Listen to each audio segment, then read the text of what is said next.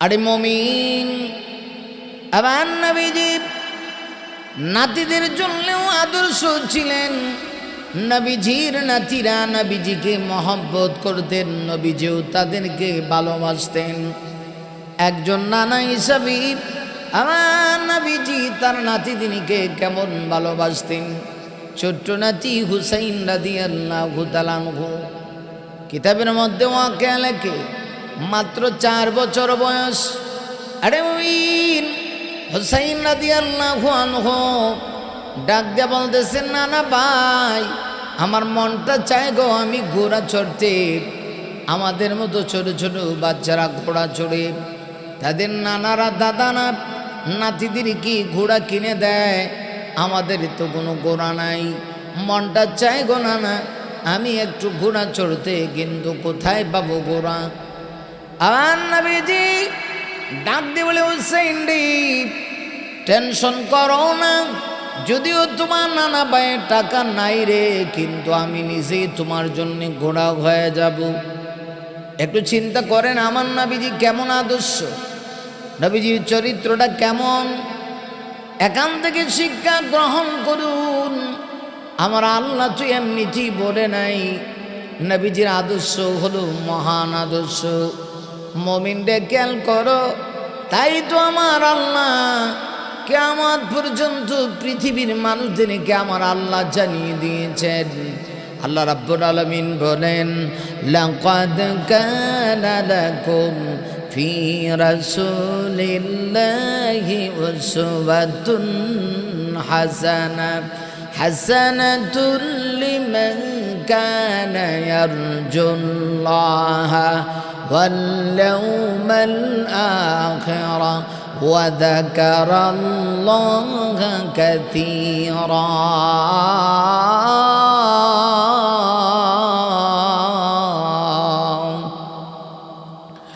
আরে মুমিন, আমার আল্লাহ বলেন, পৃথিবীর মানুষ, লাকাদ কানা লাকুম ফি রাসূলিল্লাহি উসওয়াতুন হাসানা, নিশ্চয়ই নিশ্চয়ই তোমাদের জন্যে আমার নবীজির জীবনে রয়েছে মহান আদর্শ।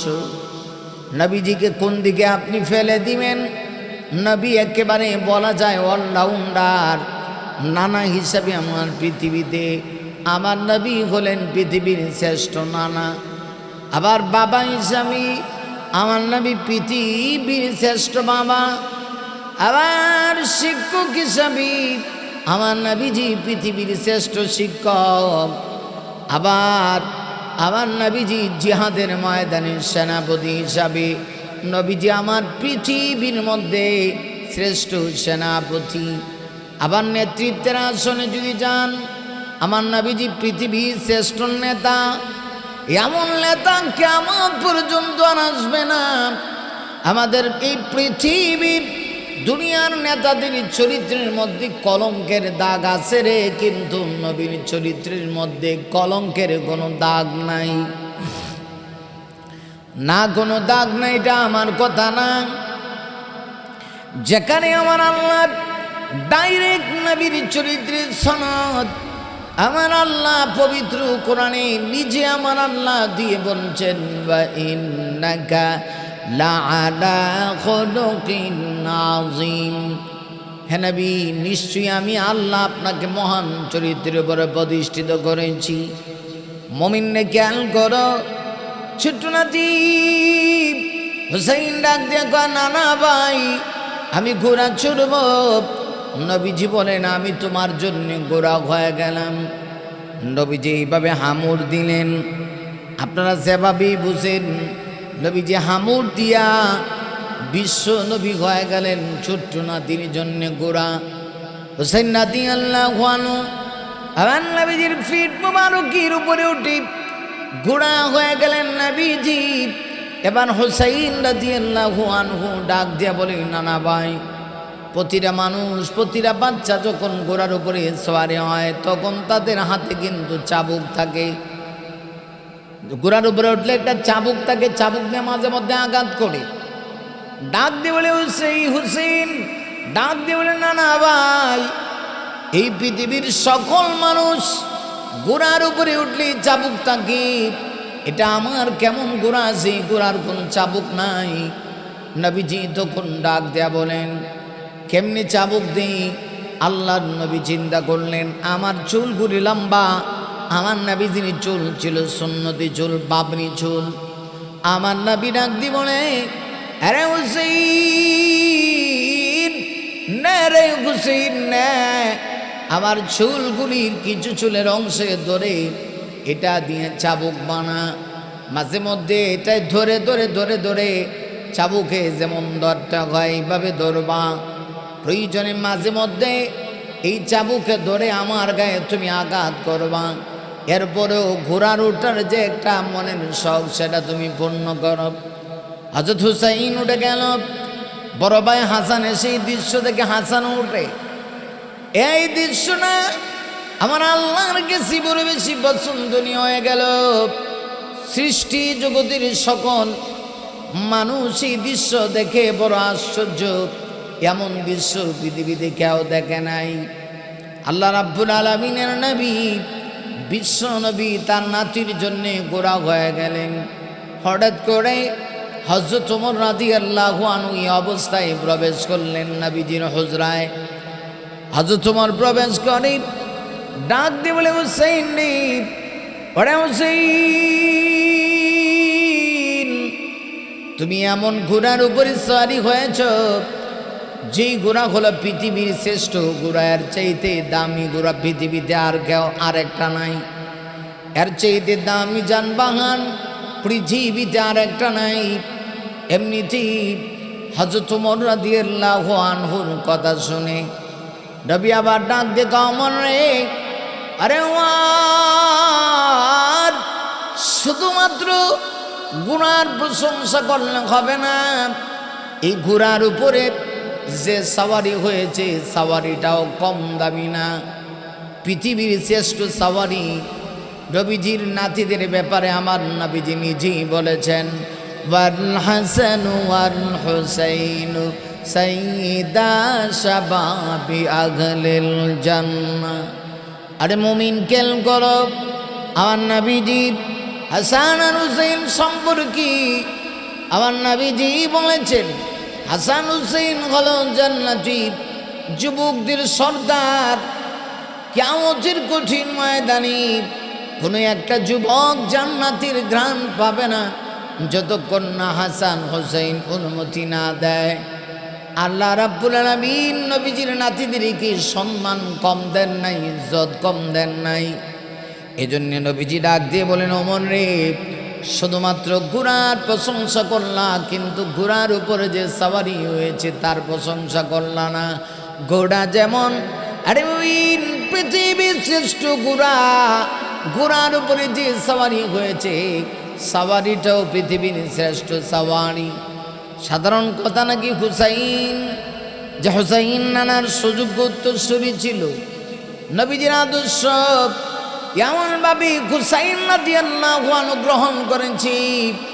কারবালার প্রান্তরে আমার নবীজির রক্ত মাখা দ্বীন ইসলামের আদর্শ ধারণ করতে গিয়ে হযরত হুসাইন রাদিয়াল্লাহু আনহু কারবালার প্রান্তরে কেমনভাবে শাহাদত বরণ করলেন।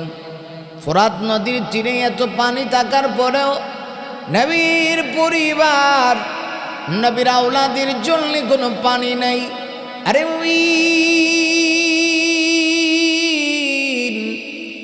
এরপরেও হযরত হুসাইন রাদিয়াল্লাহু তাআলা আনহু হাসতে হাসতে জীবনটা দিয়ে দিলেন। তথাপি হযরত হুসাইন রাদিয়াল্লাহু তাআলা আনহু ইয়াজিদের বাহিনী, বেঈমান বাহিনীর সামনে মাথা নত করেন নাই। কারণ হক এমন একটা জিনিস, হক যখন এসে যায় বাতিল তখন বিলুপ্ত হয়। হকের সামনে বাতিল পরাজিত হয়ে যায়। মুমিনে খেয়াল করো, বাহ্যিকভাবে যদিও দেখা যায় হকের পক্ষে থাকলে একজন মানুষ হকের পক্ষে থাকার কারণে সে পরাজিত হয়ে যাচ্ছে না, এটা তার চূড়ান্ত বিষয় না, চূড়ান্ত পরাজয় না। আসলে হকের পক্ষে থাকলে একজন মানুষ চূড়ান্ত বিজয় লাভ করে। বাহ্যিক হয়তো বা পরাজিত দেখা যেতে পারে, কিন্তু ইহকালে পরকালে আমার আল্লাহ তাকে সম্মানিত করে। একটু লক্ষ্য করে দেখুন, হুসাইন রাদিয়াল্লাহু আনহু যেমন নানা তেমন নাতি, দুনিয়া থেকে চলে যাওয়ার পরেও আজকে হুসাইন রাদিয়াল্লাহু তাআলা আনহুর নাম স্বর্ণাক্ষরে লেখা আছে। মুমিনে খেয়াল করো, আরে ওই হযরত হুসাইনের রক্তমাখা শহীদ হওয়ার ইতিহাস আজও পর্যন্ত পৃথিবীর মানুষ স্মরণ করে। তবে হুসাইন রাদিয়াল্লাহু আনহু যেই দিনটাতে শহীদ হয়েছিলেন মুহররম মাসের 10 তারিখ, দিনটা কিন্তু আগে থেকেই দামি ছিল, অনেক কারণে দামি। হুসাইন শহীদ হওয়ার কারণে দিনটার মর্যাদা বাড়ে নাই, বরং হুসাইন রাদিয়াল্লাহু তাআলা যদি শহীদ হয়েছে, এই কারণে এই দিনে শহীদ হওয়ার কারণে শাহাদতের মর্যাদাটা আরও বেশি বৃদ্ধি পেয়েছে। আরেকজন শহীদের মর্যাদা যে আল্লাহর জন্য নিজের জীবন উৎসর্গ করে দেয়, আরে মুমিন, তার দাম কত? আমার আল্লাহ পবিত্র কোরআনের ভিতরে মুমিন রে আমার আল্লাহ নিজে বলেন, ওয়ালা তাহসাবান্নাল্লাযীনা কুতিলু ফি সাবিলিল্লাহি আমওয়াতা বাল আহইয়াউন ইনদা রাব্বিহিম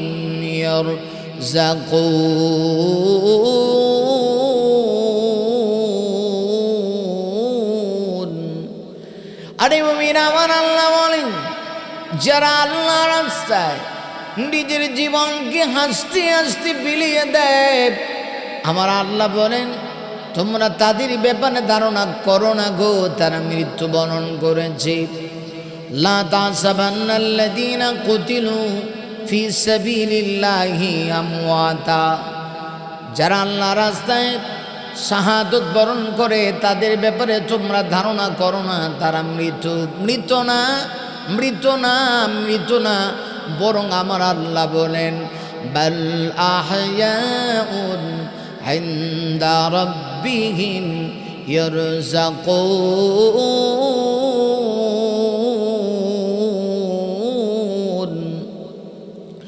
আরে মুমিন, শহীদের মর্যাদা শুধু কিয়ামতে তা না, শহীদ যেভাবে দুনিয়াতে শাহাদত বরণ করেছে গো, ময়দানে মাশরে ঠিক শুধু সেইভাবে উঠবে তা না।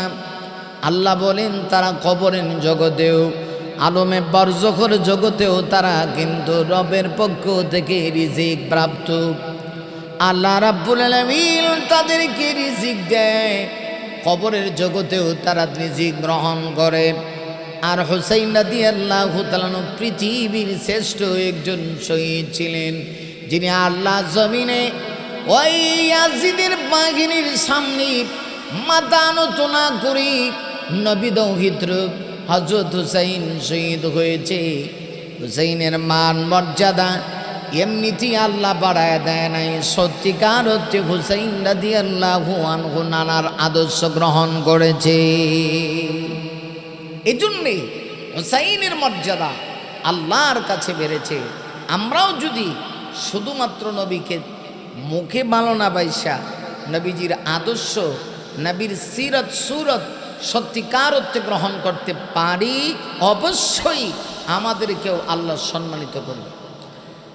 আরে মুমিন, একটু খেয়াল করে দেখো, হযরত হুসাইন রাদিয়াল্লাহু আনহু এত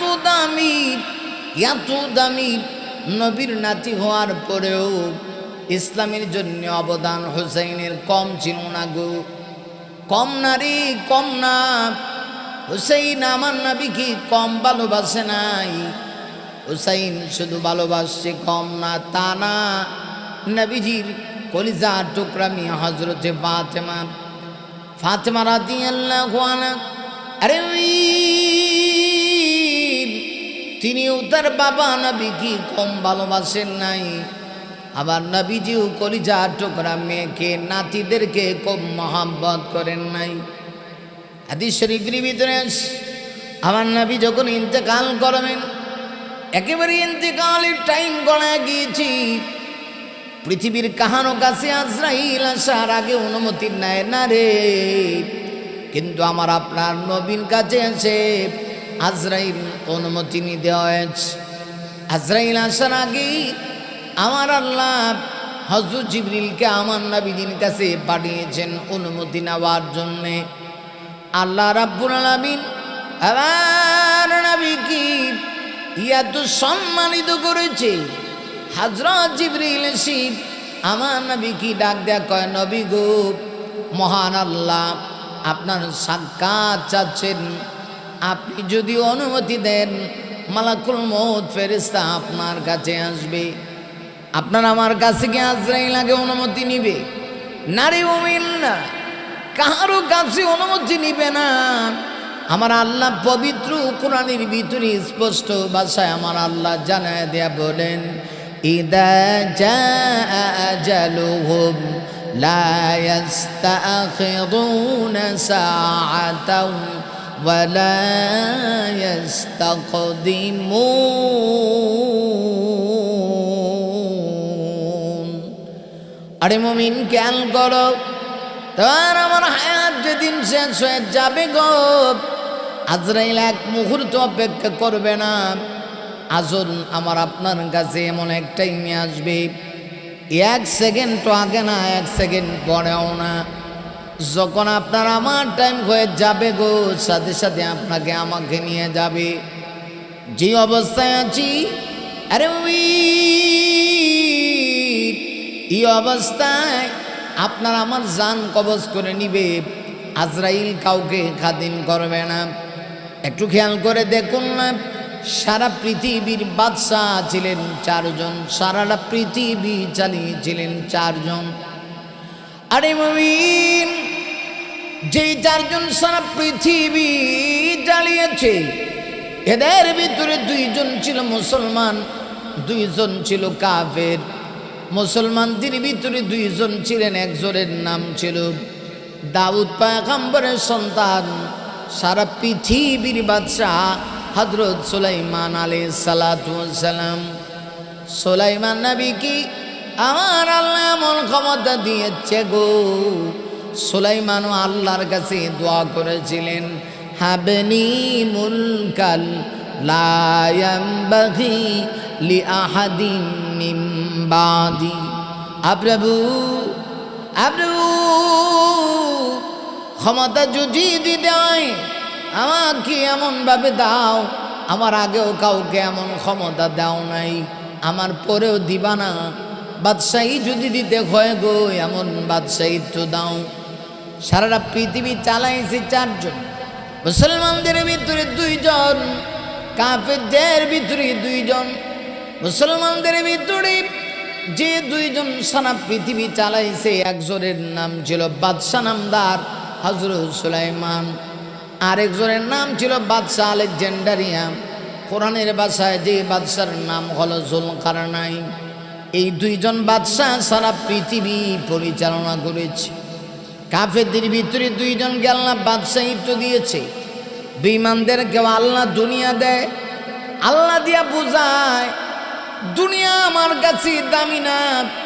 যদি একটা ল্যাংড়া মশার ডানা পরিমাণ দাম, অথবা একটা মাছির ডানা পরিমাণ দাম দুনিয়া আল্লাহর কাছে থাকতো গো, আরে মুমিন, এই পৃথিবীতে আমার আল্লাহ গো একটা বেঈমানকে 1 মুহূর্তের জন্য খানা দিত না। একটা বেঈমানকে আমার আল্লাহ দিত না, না দিত না। কিন্তু আমার আল্লাহর কাছে দুনিয়ার দাম নাই, দাম নাই, দাম নাই। এই জন্য বেঈমানদেরকেও ক্ষমতা দিয়েছে। তবে বেঈমান হইলেই যে দুনিয়া পাবে এটারও কোনো গ্যারান্টি নাই। কেউ দুনিয়া চাইলেই পাবে তা না। বেশিরভাগ ক্ষেত্রে কেউ যদি দুনিয়া চায় আল্লাহ তাকে দিয়া দেয়। দুনিয়া একটা পচা গান্দা জিনিসের নাম। এই পচা গান্দা জিনিসের আমার আল্লাহর কাছে কোনো দাম নাই, কোনো ইজ্জত নাই। সারা পৃথিবীর বাদশাহিত্ব ক্ষমতা 4 জনকে দিয়েছে, 2 জন বেঈমান, 2 জন ঈমানদার। ইমানদারদের ভিতরে হযরত সুলাইমান নবীর কথা বলছি। আরে ওই যার কথা শুধু মানব শুনতো তা না রে, তা না, দানব পর্যন্ত সুলাইমান নবীর কথা শুনত। গোটা পৃথিবী সুলাইমান নবীর কথায় চলত। সুলাইমান নবীর কথায় বাতাস পর্যন্ত সুলাইমান নবীর কথায় চলাফেরা করত। এত বড় নবী, এত বড় নবী হওয়ার পরে পয়গম্বর সুলাইমান যখন দুনিয়া থেকে বিদায় নিবে গো, হযরত সুলাইমান আলাইহিস সালাম দুনিয়া থেকে যাওয়ার আগে ওনার হায়াত শেষ হয়ে গেছে। তখন তিনি বাইতুল মাকদিস, বর্তমান ফিলিস্তিন যেখানে অবস্থিত, ফিলিস্তিনের ওই যে মসজিদে আকসা, জেরুজালেম, ইহুদি লাল কুত্তার বাহিনী যে মসজিদ দখল করে আছে, সুলাইমান পয়গম্বর এই মসজিদের কাজ করাইতেছিলেন মানব জাতি দিয়া না, জিন জাতি দিয়া। কারণ জিনের বড় শক্তি বেশি, মানুষের চাইতে পাওয়ারফুল। আরে এই জন্য জিন্নাতদেরকে দিয়া হযরত সুলাইমান বাইতুল মুকদ্দিসের কাজ করতেছিলেন। এই অবস্থায় তার কাছে মালাকুল মউত আজরাইল আসলো। মালাকুল মউত আজরাইল এসে সালাম দেন, আসসালামু আলাইকুম। তিনি সালামের জবাব দিলেন, কে গো, তোমাকে জীবনে দেখি নাই। মালাকুল মউত আজরাইল জবাব দেয়া কয়, আমাকে যে দেখে সে আর পৃথিবীতে এক মুহূর্ত বাঁচতে পারে না। সুলাইমান নবী পয়গম্বর তো তখন তিনি বুঝে ফেলেছে এটা আর কেউ না রে, এটা হলো মালাকুল মউত। হাদা মালাকুল মউত। আরে মুমিন শোনা, সুলাইমান নবী ডাক দিয়ে কয়, মালাকুল মউত তাইলে আমার কাছে এসেছ এমন এক টাইমে, দুনিয়ার থেকে তো যেতেই হবে, তবে আমার হাতে বাইতুল মুকাদ্দাসের কাজটা অসম্পূর্ণ রয়ে গেছে, এখনো সম্পূর্ণ করতে পারি নাই। একটু সুযোগ দাও না, বাইতুল মুকদ্দাসের কাজটা শেষ করে ফেলি। কারণ জিন জাতি বড় দুষ্ট, খারাপ জাতি, এরা সুযোগ পাইলে মালিকের কাজে ধোঁকা দেয়। আমি আল্লাহর ঘরের কাজটা শেষ করে ফেলি। হ্যাঁ মেরে সাথ আজরাইল, আমাকে সুযোগটা দাও। না, পারবো না। আল্লাহর সঙ্গে কথা বলেন। সুলাইমান নবী আল্লাহর সঙ্গে কথা বলে হন, কানেকশন লাগায় দিয়েছে। প্রভু আমাকে একটুকু সুযোগ দেন, আপনি তো দেখতেছেন বাইতুল মুকদ্দিসের কাজটা আমি শেষ করতে পারি নাই। মালাকুল মউত আজরাইল আমার কাছে চলে আসছে, এখন বাইতুল মুকদ্দিসের কাজটা আমার শেষ করা লাগবে। আল্লাহ রাব্বুল আলামিন ডাক দিয়ে বলে, সুলাইমান রে, এখন তো সুযোগ দেওয়া হবে না। এর কারণ হলো হায়াত শেষ হয়ে গেলেই সাথে সাথে একজন মানুষ মৃত্যুবরণ করবে। আল্লাহ রাব্বুল আলামিন আমার আপনার নবী বিশ্ব নবীর ব্যাপারেও আমার আল্লাহ বলে দিয়েছেন, ইন্নাকা মাইয়িতুন ওয়া ইন্নাহুম মাইয়িতুন। আমার আল্লাহ ডাক দিয়ে বলে, নবী নবী নিশ্চয়ই আপনি মরণশীল, আর যারা আপনার দুশমন তারাও মরণশীল। মরণের হাত থেকে আপনিও বাঁচতে পারবেন না গো। আপনার দুশমনদেরকে যেভাবে মৃত্যুবরণ করা লাগবে, আপনাকেও মৃত্যুবরণ করা লাগবে। সুলাইমান নবী ডাক দিয়ে, আল্লাহ আমি কাজটা শেষ করে ফেলি, এতটুকুন সুযোগ আমাকে দেন। আল্লাহ বলে, না, সুযোগ দেওয়া হবে না, তবে তোমাকে আমি একটা সিস্টেম করে দিতে পারি।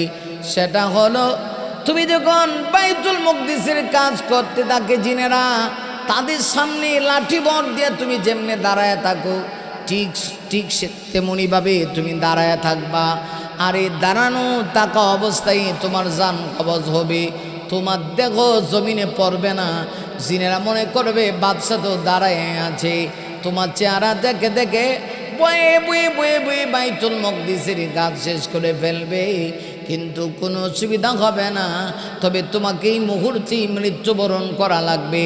মরণ এমন একটা জিনিস, অনেক মুমিন মরণের টাইম যখন আসে, পৃথিবীর কেউ মরণের হাত থেকে বাঁচতে পারে না। পৃথিবীর কারো কাছে আজরাইল অনুমতি নিয়ে আসে না, না রে মুমিন না। পৃথিবীর কারো কাছে আজরাইল অনুমতি নিয়ে আসে না গো।